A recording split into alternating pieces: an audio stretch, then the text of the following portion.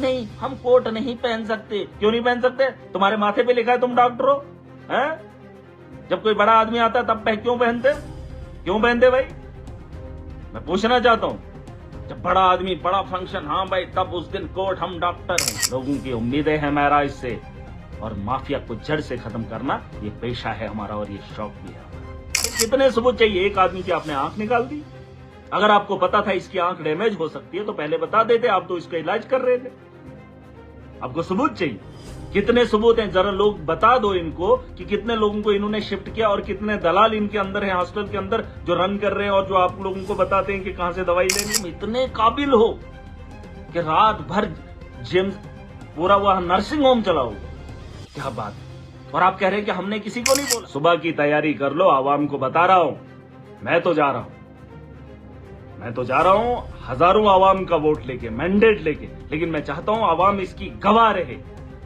जो आज तक हुआ वो खत्म, और जो आगे होगा एक बेहतर कल। एक अमीर की इज्जत, और एक अमीर को अपनी इज्जत बहुत प्यारी है। एक गरीब की जान भी चली जाए तो अमीर के शौक से बढ़कर नहीं होता। ये किस्से हैं, ये कहानियां हैं, और ये हकीकत भी है। किसी भी मुलाजम बड़े आदमी के खिलाफ एफआईआर नहीं लगी, ख्वाह लोग प्रोटेस्ट भी किए। बहरहाल ये किस्से, कहानियां और हकीकत भी है। वक्त आ गया है, पड़ाव है। 8 महीने मुझे हो गए, मैंने काम कुछ नहीं किया। ये सच्चाई है, क्योंकि जम्मू कश्मीर के यूटी में काम करने वाला, एक सरकार में बैठा एक शख्स हूं, एक एमएलए हूं। 8 महीने मैंने कुछ भी नहीं किया, मैं झूठ नहीं बोलूंगा। एमएलए बनने के बाद मैंने अब ये किया, वो किया, जो चीजें हैं वो जो मुझसे हो सकी मैंने किया। चाह तो बहुत थी करने की। लोगों ने बड़े शौक से, बड़े लाड से, बड़े प्यार से, बड़ी उम्मीदों से मुझे वोट दिया। मैं जानता हूं वो रातें, वो लोगों का चलना, वो मेरे साथ खड़ा होना, और फिर लोगों का शौक ये कि महराज एमएलए बन जाए, ये लोगों का शौक था। हमारा शौक जानने के बाद उन लोगों को मेरी हमदर्दी हुई, और जब मैं बना, मैंने कोशिश की। ना मेरे पास पैसा अभी तक आया, और ना ही एडमिनिस्ट्रेटर को चलाने का मौका मिला। अब मुझे एक बात बता दीजिए, मैं एमएलए तो बना, पर बना किस लिए? किसके लिए हूं मैं एमएलए? अभी तक ना। आज जब मैं बोला तो इनको तकलीफ होगी, और हद तो तब खत्म होती है, ये लोगों के हक में काम करने वाले लोग हैं। अच्छा, ये बहुत बड़ी बात आपने बोल दी, हम तो लोगों की खिदमत करते। अरे एक दिन तुम्हारा न होना कितने लोगों पे भारी पड़ गया। अगर आपको हमदर्दी लोगों की होती, आप काम करते और कार्रवाई की मांग करते।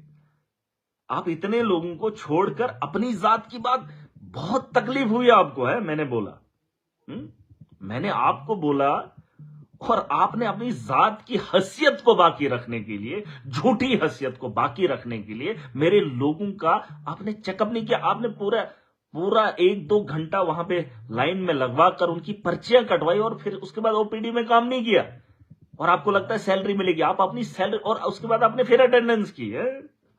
अच्छा, और आप बोलोगे हम लोगों की खिदमत करते हैं।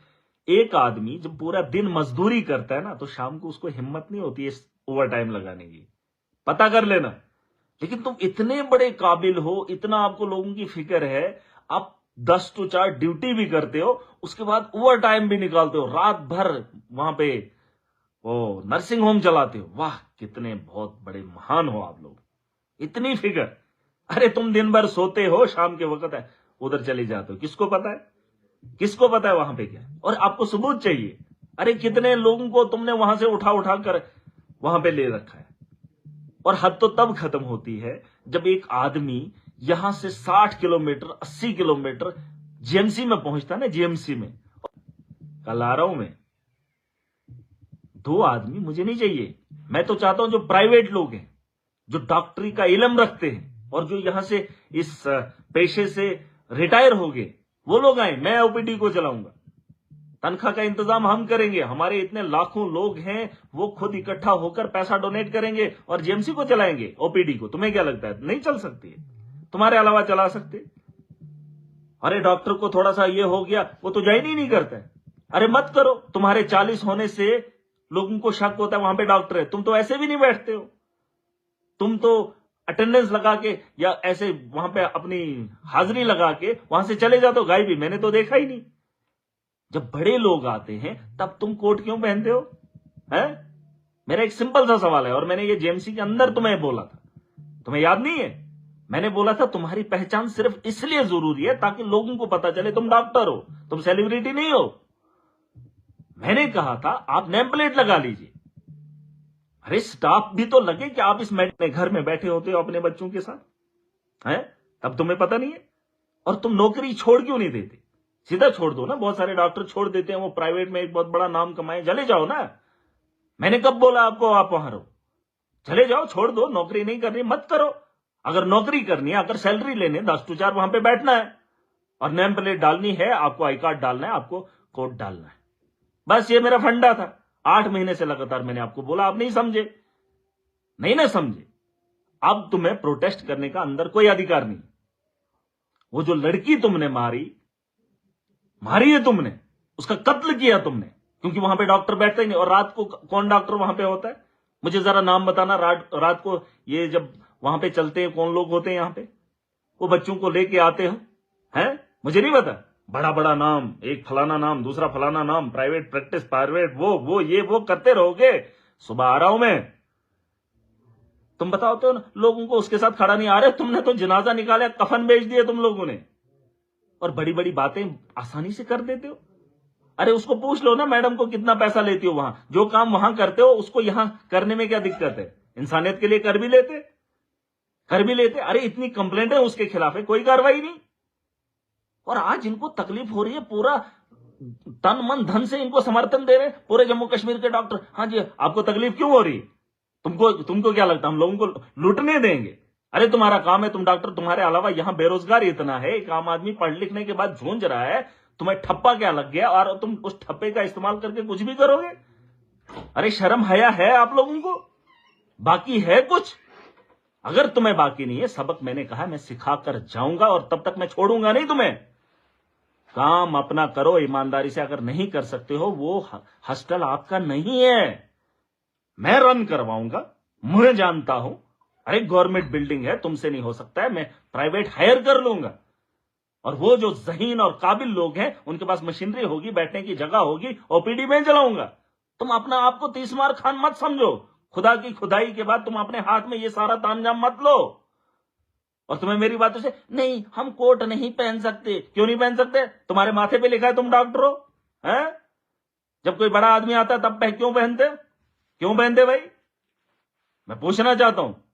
जब बड़ा आदमी, बड़ा फंक्शन, हाँ भाई, तब उस दिन कोट, हम डॉक्टर हैं। आम आदमी को पता होना चाहिए, बड़े आदमी को नहीं। और आम आदमी झूंझता फिरता है।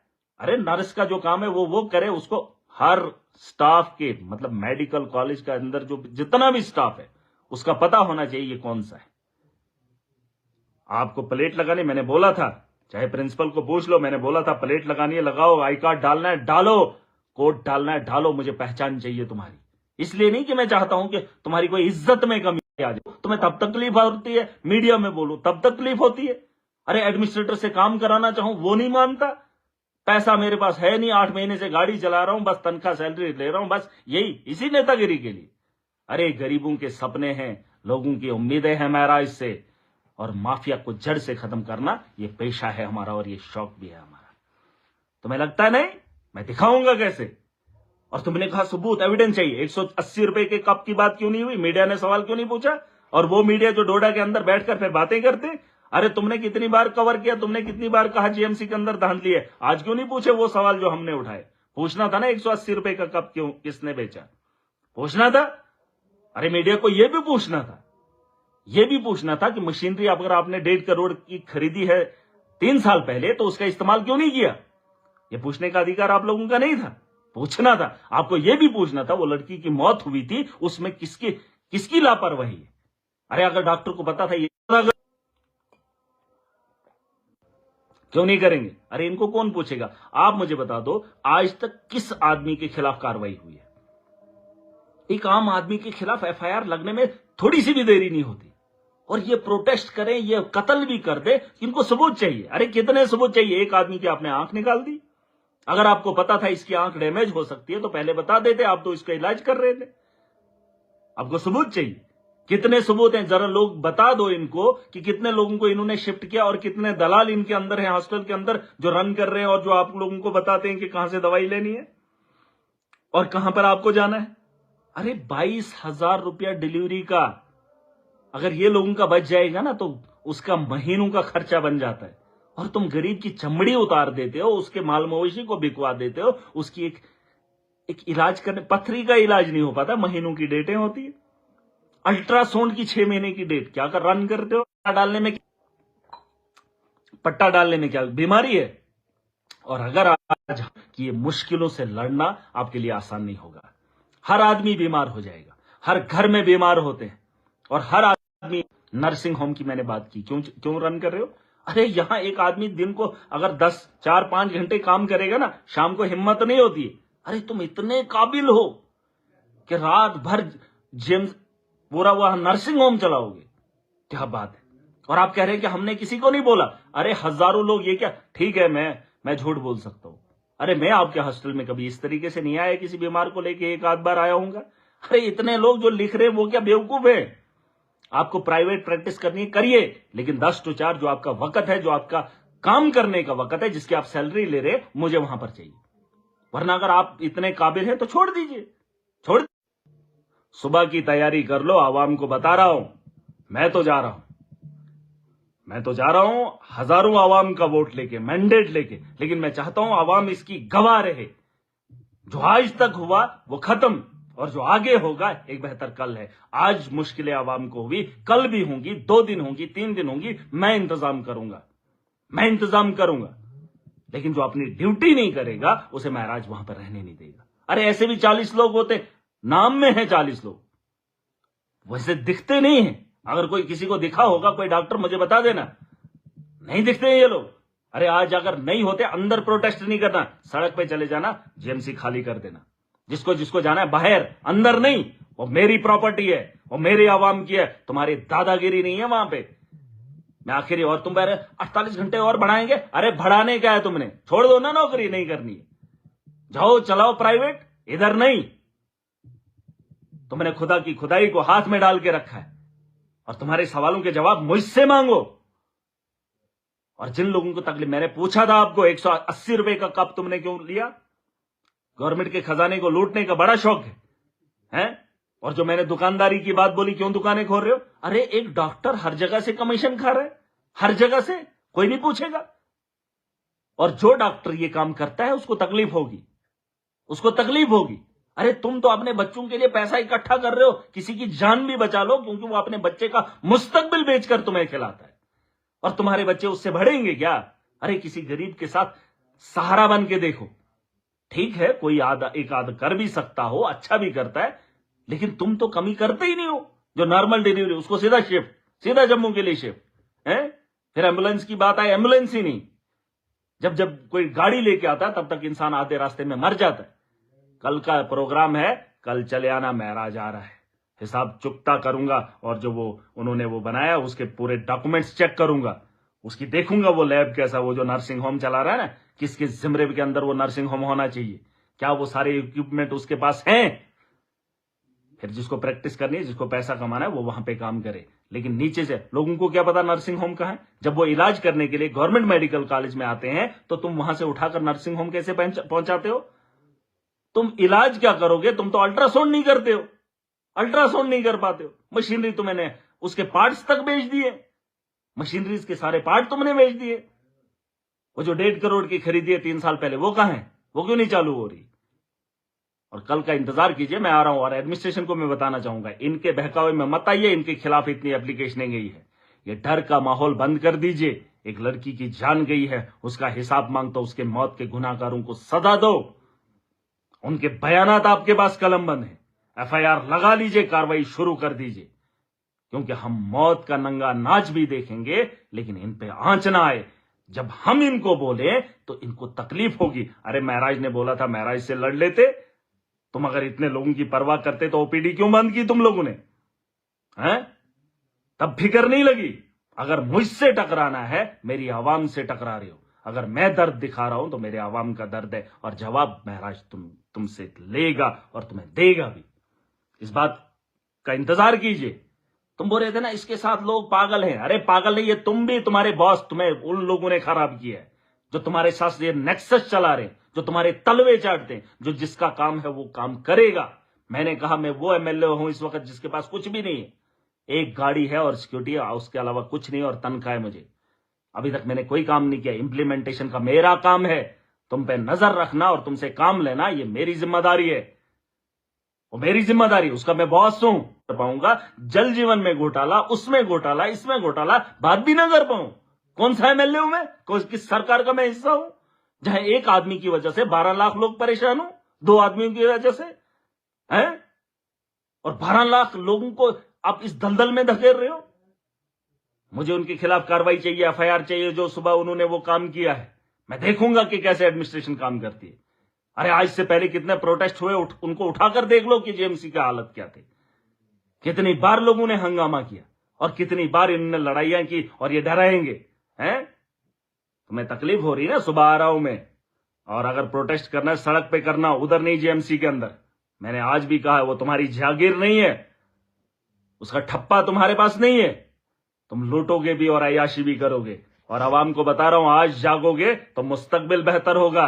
और ये जो माफिया है इसे रोकने के लिए हम सबको खड़ा होना पड़ेगा और इस लड़ाई को लड़ना पड़ेगा। अभी जिन लोगों ने मुझे वोट दिया, मैं उतना सक्षम नहीं हूं कि मैं इन लोगों को अपनी कलम से रोक सकूं। अभी उतना सक्षम नहीं हूं। अगर होता तो ये जाहिलियत, ये इन लोगों को लगता है जाहिलियत कर रहा है। अरे ये दर्द है, उनकी मौत होती है लोग, लेकिन वो उनको मुंह तुम खोलने नहीं देते हो। और तुम्हारी जात पे कोई बात आ गई तो तुम सीधा हिला दोगे पूरे स्टेट को, हैं? जो जिसका जिम्मेदार है उसको भी जवाबदेह होना पड़ेगा।